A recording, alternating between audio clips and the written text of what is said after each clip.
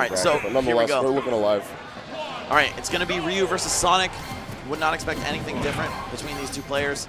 Kind of character specialists for sure. Though I know they're working on the secondaries.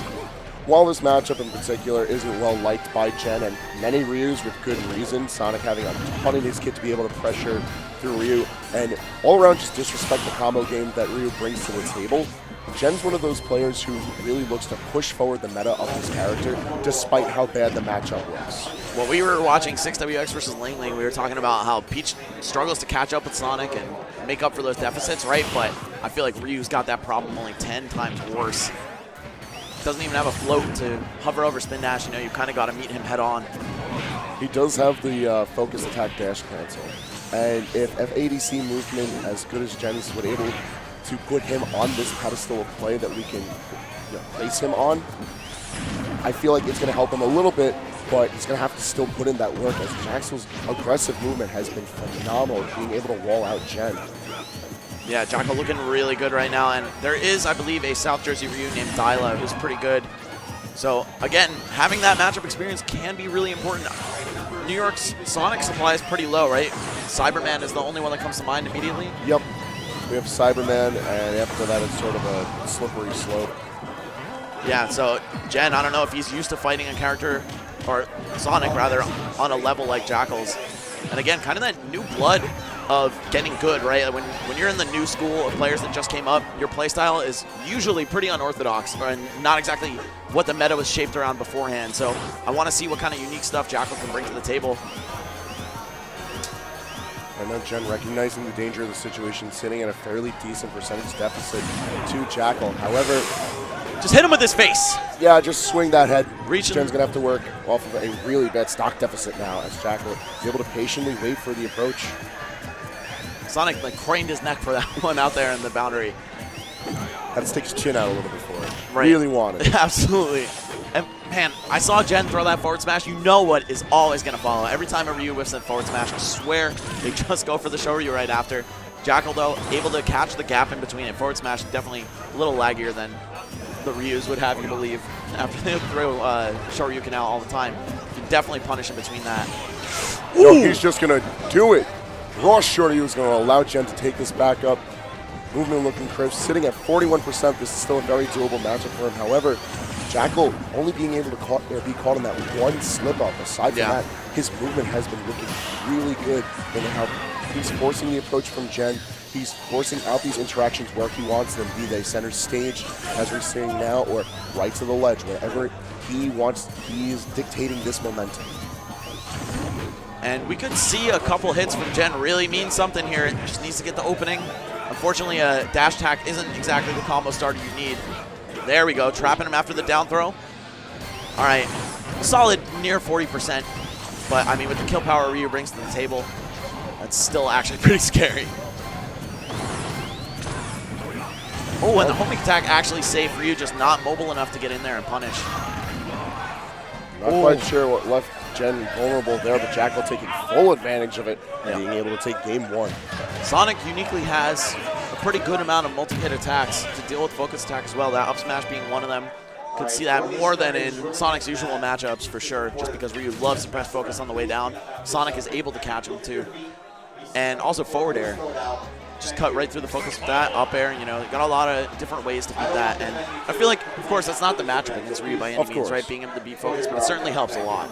Yeah, while it goes without saying that multi-hits do help alongside the Ryu matchup, I feel like it's the speed at which that Sonic is able to deliver them that really helps JaKal maintain all of this pressure without really having to be concerned about how Gen approaches on him.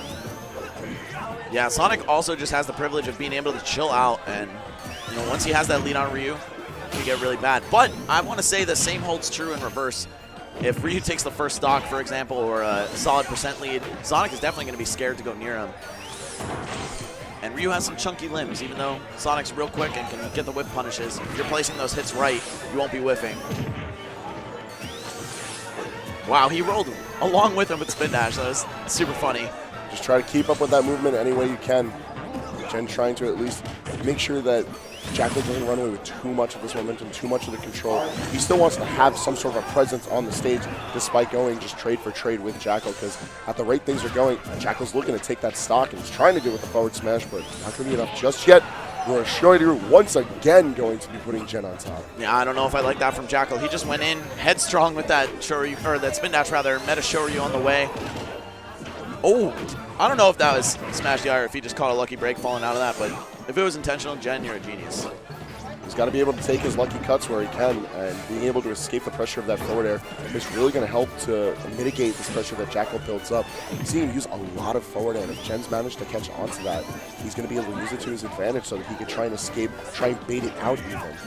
I feel like if JaKal tries to get queued at the top of the screen one more time, we're going to see Jen just throw the show. Oh, that's death. No, it's not. Oh, sorry. Yo. I think he got a Hadouken. I always tell Chen that there's alternate universes where he gets his Shoryukens instead of the Hadoukens he throws out. It happens all the time because he just leaves himself vulnerable afterwards. And we're left in situations like this with JaKal very quickly, building things up to a fairly even state. The percentage that's built up onto JaKal can very easily be evened out by how much we've seen JaKal pressure Jen earlier. And man, I get so nervous every time I see them both at the top of the screen. Not only just because of Ryu, Sonic can definitely do some grimy stuff up there too. Oh, and not enough, even with the jump and the sweet spot included. Yeah, it's a big stage. You're not getting the kills on the base platform that easily. Okay, all the Sonics we're seeing are doing some crazy stuff with that down air. No way that actually connected, but of course Ryu's down smash, such a weak move in terms of knockback. Does a ton of damage, but still. Let's see what Jen's got. Just an up air can close it out. But if JaKal's patient enough, I feel like he can put him in a bad situation and just keep hitting him over and over again. All right, down throw, no, not even going to put him off the stage. Jen with a smart SDI into tech. Or not SDI, of course, it's a throw. But still, DI down into tech. Tatsumaki to get himself back onto the stage. Smart by JaKal, just holding shield at the edge, not wanting to get clipped by that Shoryu through, because that would have... Yeah, Tatsumaki not going to be enough. JaKal putting up another point on the board. 2-0 staring down Jen right now.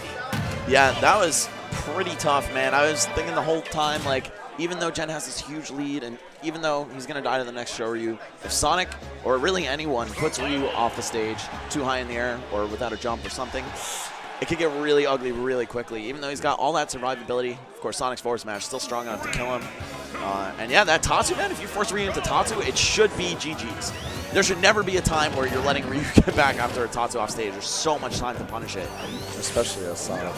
One way or the other, Game 3 bringing us back to Battlefield. Jen convinced that this stage is going to be the answer. And honestly, up until JaKal's phenomenal play at the latter half of that Game 2, it was looking like this stage really was helping out Jen's case. He was having more landing options, able to pressure JaKal a little bit easier.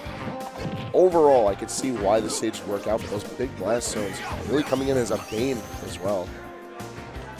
Ooh, just runs toward him. That's so scary when Ryu's running at you. You're always compelled to shield, and then you're like, wait, he actually has kind of good grabs too. What do I do? And hey, man, if you choose wrong, it could be over already. But it's looking like JaKal quite well equipped for this matchup. He's not getting shaken, even by that huge lead Jen had last game. He's able to clutch it out. I'll take a quick moment to appreciate the fact this man just ducked the Shakunetsu Hadouken. He didn't have to shield it. He didn't have to roll. It's just Sonic short. The hedgehog. A lot of characters actually get under that, even the not so short ones. Sonic spikes, though, I feel like they're not a hurt box. Yeah, they're a little scorched, but nothing JaKal can't run off. Right. No. Oh, all right. What? Where is he going? Okay, and what does Jen have for this? I like that. Use the up tilts just to make him not want to jump. All right, I'm liking the movement from Jen. He's keeping himself alive here. Got to avoid these kill shots consistently, and he knows nothing's over. 168 rage, 65% on Sonic. This is literally an up tilt away from an even game. Has to be the ground Shoryu, though. Well, you're not Next going up to tilt. get any aerials. Although with these percentages climbing and the fact that Jen has max rage behind him, ton of material that Ryu is normally able to use, but he's not going to have that situation just yet. Very smart of JaKal to place that spring right beneath the Angel platform. Yeah. Jen couldn't make any risky moves or else he was going to get taken for a ride. Even if you don't drop directly into it, you still have to burn your jump, and then you lose some invincibility frames from that. So some characters, yeah, I'm pretty sure even if they drift left or right, Ryu, I believe, would be included in that. You're popping off that spring. Man. Also, you could see that JaKal had struck fear into Jen's heart when he threw yet another whiff forward smash. You know, tried to go for the show-you, but JaKal's ready, man. He's like, all right, I'm just scooping this up. Spin dash nair, stock. And he's still chilling here. 2 stocks. 2-0. It's looking like a good time to be JaKal right now. Yeah, certainly. All right, and catching him with the down B. Had no out to shield cancel that one, but he just knew that that was the time Jen was going to roll back and he'd catch him. Catching the roll once again on the up air, going to be doing it, and it's going to be a 30 and a handshake for New Jersey's Prodigy as JaKal moves further on. That was kind of brutal, man. That was. At the end, I'm not going to front. The boy had it. Yeah, JaKal, man, really repping Jersey well. I believe he's going to be 4th on our next power ranking or somewhere close. Yeah, he's really getting up there just behind Vivid and James. In a fairly strong region. That's very impressive to hold. All right,